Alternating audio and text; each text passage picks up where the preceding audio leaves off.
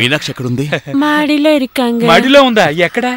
మడిలో కాదరా, మేడ మీద ఉందంటున్నారా వెదవారా? నువ్వు వెళ్ళన్నా, మేడ మెట్లు ఎక్కితే నాకు తలకు తిరుగుద్ది. నన్ను మానభంగం చెయ్యమనేగా అర్ధనగ్నంగా అల్లాడుతున్నావు.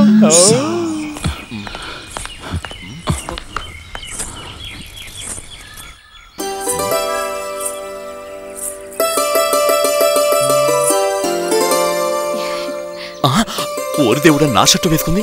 నన్ను ఎరకాటం పెట్టడానికి మంచి ఆధారమా?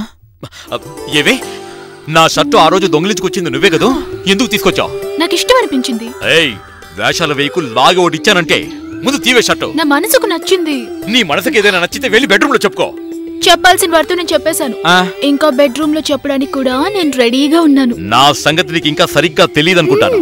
మీ గురించి బాగా తెలుసు కాబట్టి అందరి ముందు మిమ్మల్ని వేలెత్తి చూపించాను. ఓ, అప్పుడైతే నా గురించి నీకు అన్ని విషయాలు చెప్పడానికి ఖచ్చితంగా ఎవరు నీ వెనకాల ఉన్నారన్నమాట. నిజం చెప్పు, నా వైపు వేలు చూపించమని నీతో చెప్పింది ఆ నరేష్ గాడే కదా? లేదు, వేరే ఎవరు? నిజం చెప్పవే, ఇలా చేయమని నీతో ఎవరు చెప్పారు? సాక్షాత్ కంచి కామాక్షి. ఈ రోజు నా శీలం పోవడం ఖాయం. నువ్వేం చేస్తున్నావు ఇక్కడ? మానభంగం కోసం అని. మహానుభంగం కోసమా? అది కాదు అన్న, మీనాక్షి ఒడిలో మేడ మీద.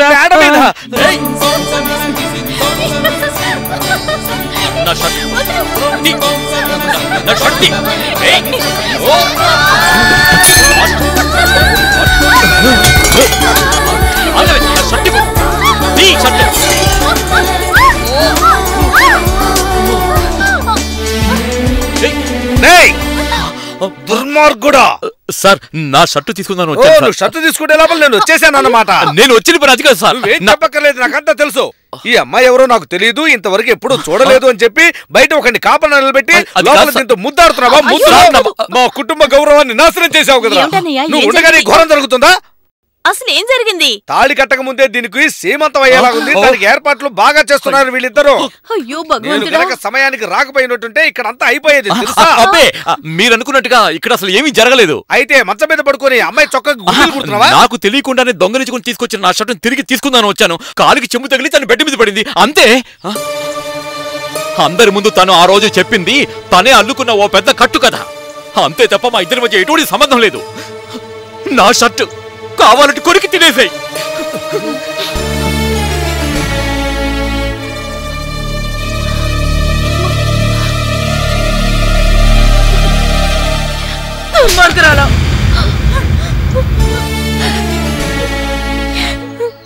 ఏమైంది? ఏమయ్యిందా? ఆ మీనాక్షి ఉంది, మనం అనుకున్నంత అమాయకురాలు కాదరా. అది నీ ఓలకం చూస్తేనే నాకు అర్థమైపోయింది. ముందు చెంప మీద ఉన్న బొట్టు తీ. ఆ చెంప నేను పగలుగుతూ ఉండేవాణ్ణి. అది కాదు, మీ చెంప మీద ఆవిడ బొట్టు అంటుకుందంటున్నా. అయ్యయ్యో, ఇది ఇక్కడికి ఎలా వచ్చింది?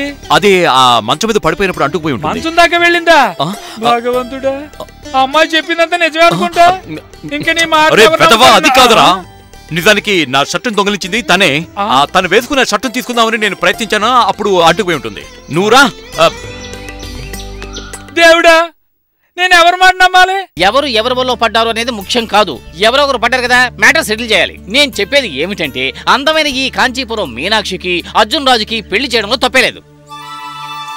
ఎంతటి కఠోర బ్రహ్మచారైనా ఆడదాని చూపుకి వెన్నలా కరిగిపోవాల్సిందే.